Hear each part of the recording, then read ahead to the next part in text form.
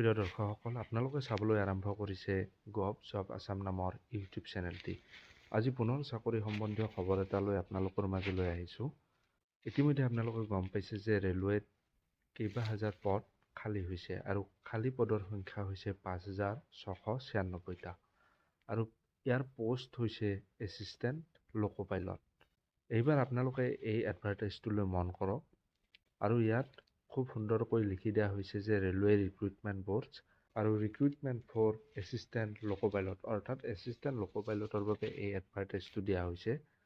আৰু এই এডভাৰটাইজটো অৰ্থাৎ এছিষ্টেণ্ট লোকো পাইলটৰ বাবে ইতিমধ্যে অনলাইন আবেদন প্ৰক্ৰিয়া আৰম্ভ হৈছে। যোৱা ২০ জানুৱাৰীৰ পৰা এই অনলাইন আবেদন আৰম্ভ হৈছে আৰু এই এপ্লিকেশ্যনৰ ক্লজিং ডেটটো হ'ব 19 ফেব্ৰুৱাৰী 2024 তাৰিখত।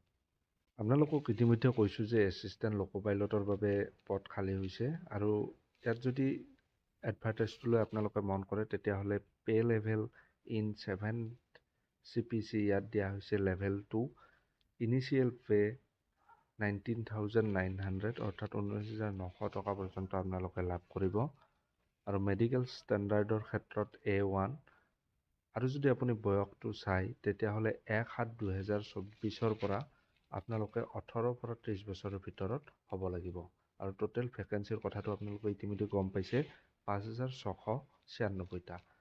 আৰু যদি তলত 2 নং আৰ্টিকলটো আপোনালোকে মন কৰে তেতিয়াহ'লে ইয়াত এজটোৰ কথা সুন্দৰকৈ লিখি দিয়া হৈছে। আপোনালোকৰ বয়স 1/7/2024 পৰা আপোনালোকৰ বয়সটো 18 পৰা 30 বছৰৰ ভিতৰত হ'ব লাগিব। এইবাৰ 4 নম্বৰ যিটো আৰ্টিকল দিয়া হৈছে ইয়াত আপোনালোকে চাওক এছেঞ্চিয়েল কোৱালিফিকেশ্যন। ইয়াতে আপোনালোকে মেট্ৰিকুলেশ্যন নাইবা SSLC plus ITI from recognised institution of NCVT নাইবা SCVT, অৰ্থাৎ আপোনালোকে মেট্ৰিক পাছ কৰা হ'ব লাগিব আৰু লগতে আপোনালোকক ITI যিকোনো এখন ইনষ্টিটিউটৰ পৰা পাছ কৰা হ'ব লাগিব আৰু তাৰ যদি বৰ্ড চাই ITI তেতিয়াহ'লে NCVT নতুবা SCVT হ'লেও আপোনালোকৰ হৈ যাব। আৰু যিহেতু ITIৰ কথা ইয়াত উল্লেখ কৰা হৈছে, ইয়াতে আপোনালোকৰ fitter, electrician, instrument mechanic, millwright, maintenance mechanic, mechanic radio' and TV, electronic mechanic, mechanic motor vehicle, wireman, tractor mechanic এইকেইটা আপোনালোকৰ থাকিব লাগিব। তাৰোপৰি আৰু বহুকেইটা ইয়াত ট্ৰেড ধৰি দিয়া হৈছে। এই ট্ৰেডকেইটা আপোনালোকক পুনৰ কৈ গৈছোঁ মই।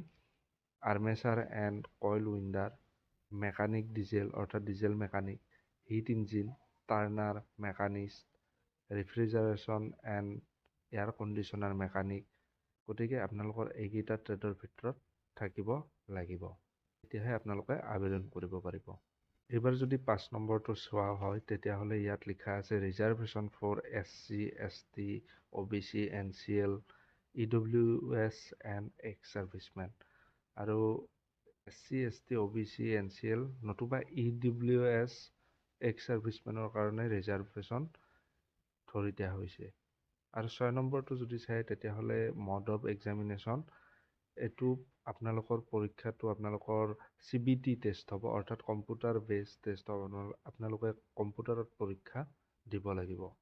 গতিকে আপোনালোকে বন্ধুসকল গম পালে যে ৰেলৱেত ইতিমধ্যে কেইবা হাজাৰ পদ খালী হৈছে আৰু এডভাৰটাইজটোৰ কথা বিতংভাৱে ক'ব নোৱাৰিলেও সংক্ষিপ্ত আকাৰে আপোনালোকক ক'লোঁ। গতিকে আপোনালোকে যিটো অফিচিয়েল RRBৰ ৱেবছাইট, সেই ৱেবছাইটটোত গৈ আপোনালোকে সম্পূৰ্ণ এডভাৰটাইজটো চাব পাৰিব।